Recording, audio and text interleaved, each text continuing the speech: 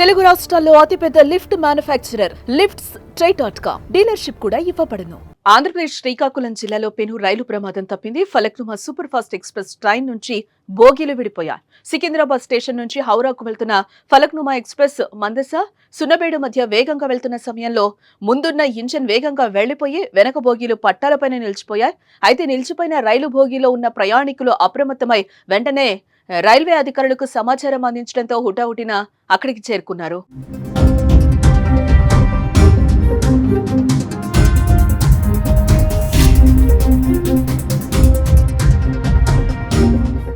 భోగీల నుంచి విడిపోయి ముందుకు వెళ్లిన రైలు ఇంజన్ ను వెనక్కి పిలిపించి విడిపోయిన భోగీలను రైలుకు అమర్చారు. దీంతో అంతా ఊపిరి పీల్చుకున్నారు. ఈ అనూహ్య పరిణామంతో ప్రయాణికులు కాసేపు ఆందోళనకు గురయ్యారు. ఇంజన్ వెళ్లిపోవడం, పట్టాలపై పలు భోగీలు ఉండిపోవడంతో కంగారు పడ్డారు.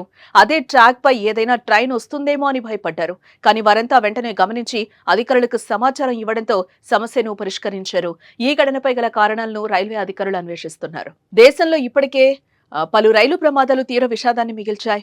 ఎన్నో ప్రాణాలు పోయాయి. దాంతో తీవ్ర భయాందోళనలో ఉన్న ప్రయాణికులు ఇలాంటి ప్రమాదాలు కూడా మరింత భయపడుతున్నాయి. ప్రమాదాల నివారణకు ఎన్నో పటిష్టమైన చర్యలు తీసుకోవాలని కోరుతున్నారు.